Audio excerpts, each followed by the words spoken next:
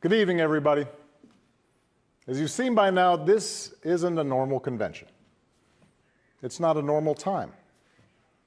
So tonight, I want to talk as plainly as I can about the stakes in this election. Because what we do these next 76 days will echo through generations to come. I'm in Philadelphia, where our Constitution was drafted and signed. It wasn't a perfect document. It allowed for the inhumanity of slavery and failed to guarantee women, and even men who didn't own property, the right to participate in the political process. But embedded in this document was a North Star that would guide future generations. A system of representative government, a democracy, through which we could better realize our highest ideals. Through civil war and bitter struggles, we improved this Constitution to include the voices of those who'd once been left out. And gradually, we made this country more just and more equal and more free. The one constitutional office elected by all of the people is the presidency. So at a minimum, we should expect a president to feel a sense of responsibility for the safety and welfare of all 330 million of us, regardless of what we look like, how we worship, who we love, how much money we have, or who we voted for. But we should also expect a president to be the custodian of this democracy. We should expect that regardless of ego, ambition, or political beliefs, the president will preserve, protect, and defend the freedoms and ideals that so many Americans marched for, went to jail for, fought for, and died for. I have sat in the Oval Office with both of the men who are running for president.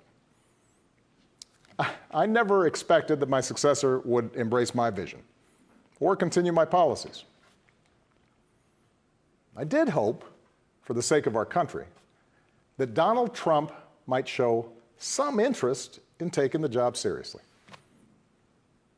That he might come to feel the weight of the office and discover some reverence for the democracy that had been placed in his care.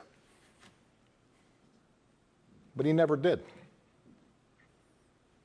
For close to 4 years now, he has shown no interest in putting in the work. No interest in finding common ground, no interest in using the awesome power of his office to help anyone but himself and his friends. No interest in treating the presidency as anything but one more reality show that he can use to get the attention he craves. Donald Trump hasn't grown into the job because he can't.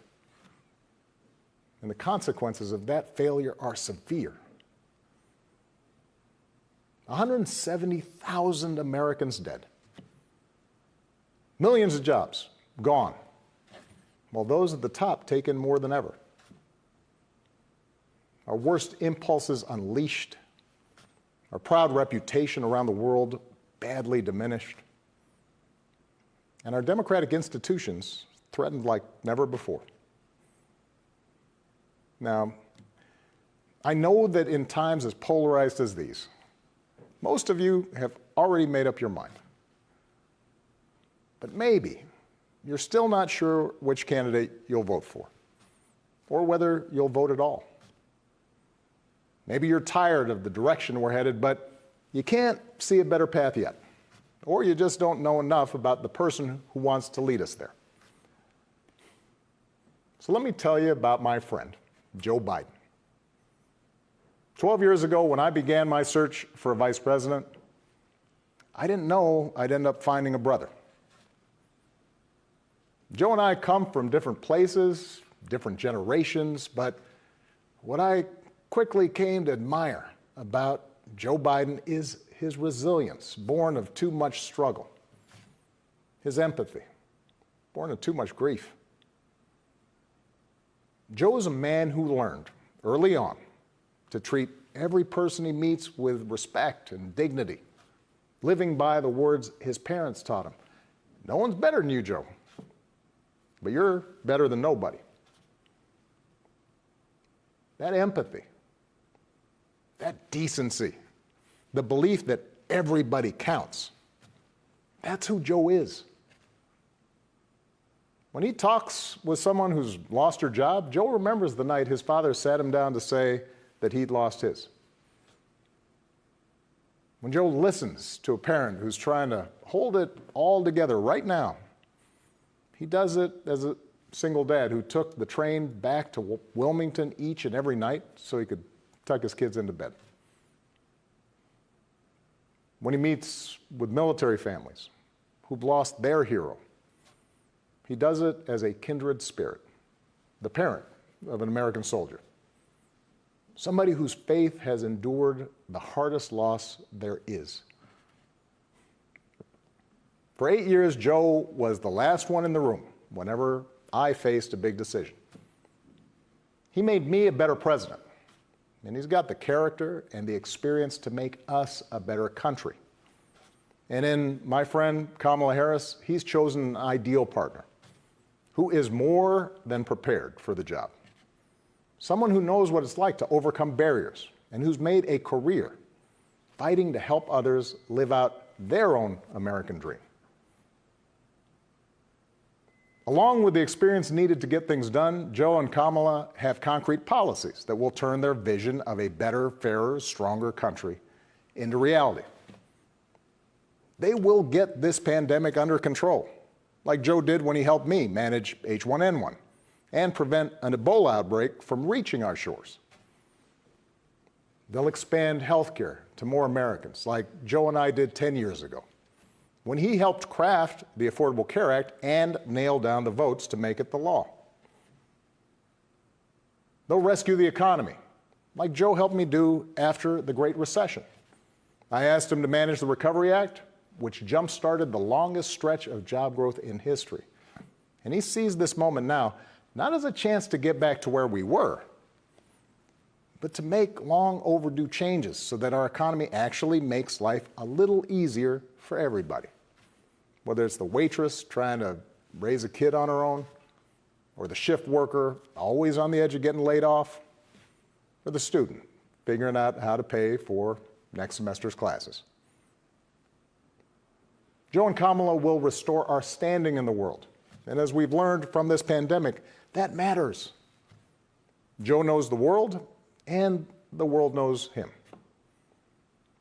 He knows that our true strength comes from setting an example that the world wants to follow. A nation that stands with democracy, not dictators. A nation that can inspire and mobilize others to overcome threats like climate change and terrorism, poverty and disease. But more than anything, what I know about Joe, what I know about Kamala, is that they actually care about every American, and that they care deeply about this democracy. They believe that in a democracy, the right to vote is sacred, and we should be making it easier for people to cast their ballots, not harder.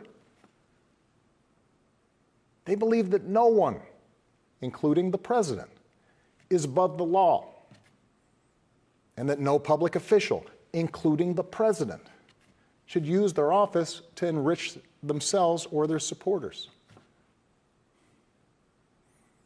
They understand that in this democracy, the commander-in-chief does not use the men and women of our military who are willing to risk everything to protect our nation as political props to deploy against peaceful protesters on our own soil. They understand that political opponents aren't un-American just because they disagree with you. A free press isn't the enemy, but the way we hold officials accountable. That our ability to work together to solve big problems like a pandemic depend on a fidelity to facts and science and logic, and not just making stuff up. None of this should be controversial. These shouldn't be Republican principles or Democratic principles. They are American principles. But at this moment, this president and those who enable him have shown they don't believe in these things. Tonight, I'm asking you to believe in Joe and Kamala's ability to lead this country out of these dark times and build it back better. But here's the thing. No single American can fix this country alone, not even a president. Democracy was never meant to be transactional. You give me your vote, I make everything better. It requires an active and informed citizenry. So I'm also asking you to believe in your own ability, to embrace your own responsibility as citizens, to make sure that the basic tenets of our democracy endure. Because that's what's at stake right now. Our democracy. Look, I understand why a lot of Americans are down on government. The way the rules have been set up and abused in Congress make it easier for special interests to stop progress than to make progress. Believe me, I know it. I understand why a white factory worker who's seen his wages cut or his job shipped overseas might feel like the government no longer looks out for him, and why a black mom might feel like it never looked out for her at all. I understand why a new immigrant might look around this country and wonder whether there's still a place for him here. Why a young person might look at politics right now, the circus of it all, the meanness and the lies and conspiracy theories, and think, what is the point? Well, here's the point.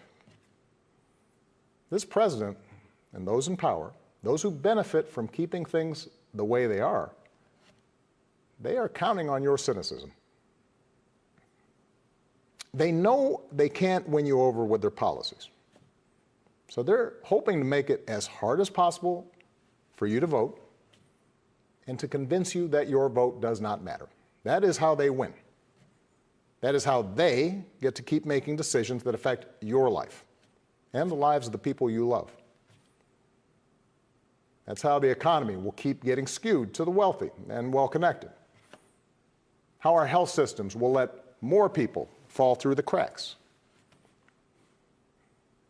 That's how a democracy withers, until it's no democracy at all. And we cannot let that happen. Do not let them take away your power. Do not let them take away your democracy. Make a plan right now for how you are going to get involved and vote. Do it as early as you can and tell your family and friends how they can vote too. Do what Americans have done for over 2 centuries when faced with even tougher times than this. All those quiet heroes who found the courage to keep marching, keep pushing in the face of hardship and injustice. Last month, we lost a giant of American democracy in John Lewis. And some years ago, I sat down with John and a few remaining leaders of the early civil rights movement. One of them told me he never imagined he'd walk into the White House and see a president who looked like his grandson. And then he told me that he had looked it up. And it turned out that on the very day that I was born, he was marching into a jail cell, trying to end Jim Crow segregation in the South. What we do echoes through generations. Whatever our backgrounds, we are all the children of Americans who fought the good fight. Great-grandparents working in fire traps and sweatshops without rights or representation. Farmers losing their dreams to dust. Irish and Italians and Asians and Latinos told, go back where you come from. Jews and Catholics Muslims, and Sikhs made to feel suspect for the way they worshiped. Black Americans chained and whipped and hanged, spit on for trying to sit at lunch counters, beaten for trying to vote. If anyone had a right to believe that this democracy did not work and could not work, it was those Americans, our ancestors. They were on the receiving end of a democracy that had fallen short all their lives. They knew how far the daily reality of America strayed from the myth.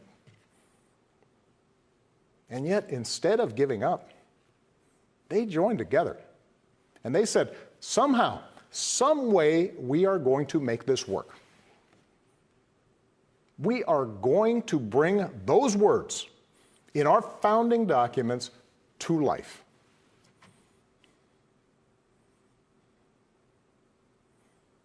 I have seen that same spirit rising these past few years. Folks of every age and background who packed city centers and airports and rural roads so that families wouldn't be separated, so that another classroom wouldn't get shot up, so that our kids won't grow up on an uninhabitable planet. Americans of all races joining together to declare, in the face of injustice and brutality at the hands of the state, that Black lives matter. No more, but no less. So that no child in this country feels the continuing sting of racism. To the young people who led us this summer, telling us we need to be better, in so many ways, you are this country's dreams fulfilled. Earlier generations had to be persuaded that everyone has equal worth. For you, it's a given, a conviction. And what I want you to know is that for all its messiness and frustrations, your system of self-government can be harnessed to help you realize those convictions for all of us. You can give our democracy new meaning. You can take it to a better place. You're the missing ingredient. The ones who will decide whether or not America becomes the country that fully lives up to its creed. That work will continue long after this election. But any chance of success depends entirely on the outcome of this election. This administration has shown it will tear our democracy down if that's what it takes for them to win. So we have to get busy building it up by pouring all our efforts into these 76 days and by voting like never before for Joe and Kamala and candidates up and down the ticket so that we leave no doubt about what this country that we love stands for today and for all our days to come. Stay safe.